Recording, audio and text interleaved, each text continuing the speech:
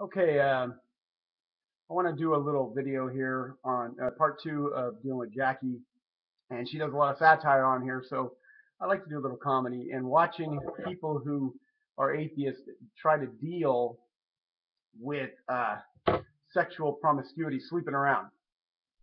Um, Now, right now, what's going on in the atheist camp is this big debate between feminist atheists and other atheists that are against them. Like if you watch The Amazing Atheist and some others, they're really kind of bringing on the hammer on feminism and saying how it's wrong and all this.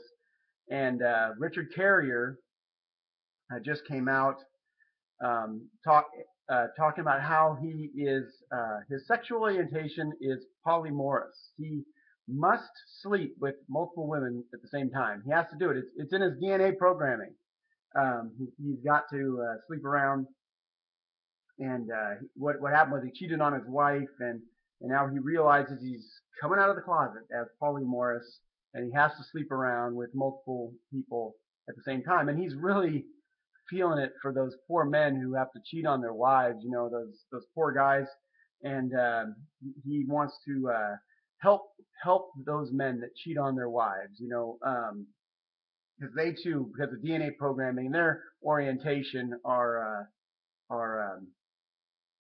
are victims, right, of the DNA programming. So um, anyway, it's just kind of comical to watch this going on in the atheist camp because they are gaining momentum here in the United States, and a lot of people are kind of jumping on that bandwagon, seeing what the answers are to the questions that the stupid traditional view has always been, the Christian view. And watching this happen is kind of funny because when you're an atheist, you have no basis for morality. You have no basis for objective morality. So basically, you're kind of somebody floating out in outer space that has there's no up or down, left or right. It's just kind of like I'm the center, and how do I orient myself to the situation? So let's watch here. Um, the name of this is Sex and Slut Shaming. So define slut. Person who has sex more than like what society said they should. I personally define the word slut as someone who expresses their disapproval of one's sexual promiscuity. How I define a slut is a word people use, guys, girls, they use as a judgment on someone's sexuality, and you don't have to have had sex with a lot of people to be called a slut. You could have sex with one person and be considered a slut by somebody because that is such a quick, hateful go-to, just like calling somebody fat. Oh, the word slut. I guess if I had to give a definition of what people think a slut is someone who is sexually promiscuous, and a lot of times it is attached to women because society says that when men hook up with a lot of women, they're a stud. When women hook up with a lot of dudes, they're a slut. When I was worldly, that's how I thought. Sex is just a battle, man, every day. It's just, am I going to get hard today? It's today to day. I like this guy. I have friends who have casual sex with lots of different Battle. If I do that, I will have emotions connected to each one of those individuals. I love that. That Ripazon or whatever. I don't know his name. It's something with the rep in it.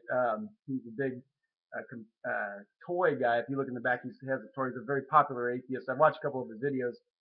He says, if I slept around, I would gain emotional attachments to people. See how he's trying not to judge sexual promiscuity. He's not saying it's wrong. But for me, I would have these emotional attachments to these people. So he's trying to, in an indirect way, say that it's wrong for him and imply it to others, but not saying it's wrong. So Suppose in a monogamous relationship because I feel like you can kind of learn and grow sexually with a person. My views on sex are pretty relaxed, and when I went to Europe, I actually found that a lot of people felt the same way that I do. yeah, those you don't enlightened Europeans, right? Love to have sex. Sex is a natural thing. Sex is an awesome thing. Who cares about what anyone else has to say? They're not in bed with you. Sex is a natural. Sex is fun. When it comes to telling your significant other how many sex partners you've had, I don't find it necessary unless your significant other asks. Honestly, in my adult life, I don't really have people asking me how many people I've had sex with. I haven't had that question. juvenile question. Yeah, I don't have. How old is he? I don't He have a looks- number. I just think it's kind of douchey to kind of keep track of who you've had sex with. It's not like a passport. You shouldn't have a passport of who you've had sex with. I don't want to know about how many people that you've been with. I want to know how I feel about you right now and that you're clean. So as long as you're clean, I don't really care. None of that matters. This question, would I want my partner to lie, does not apply to me because I would never ask. I do not support lying in relationships under any condition. Why not? I wouldn't want to be lied to about that. You know, you can lie to me about my looks and tell me that you think I'm moderately okay looking, and you can not really think that I am. I can live with that. No, I mean if they know, they should tell me. It doesn't like it wouldn't bother me. If it was like 100 people, it wouldn't bother me. I think society tends So you wouldn't want to know how many people a person you're about to sleep with has slept with? Really? to shame women over men just due to old mentality, that old traditional gender roles where women are to be subservient. Society in general says that like men are these pigs that they're just gonna like have sex and that's all they care about. And then when they do that, everybody's just like, oh, it's bad. That's what they do. But society tells women that they're these special princesses, and when they don't live up to that expectation, then when they're not these pure innocent beings, people like look down on them. Women in society are looked upon as being less sexual.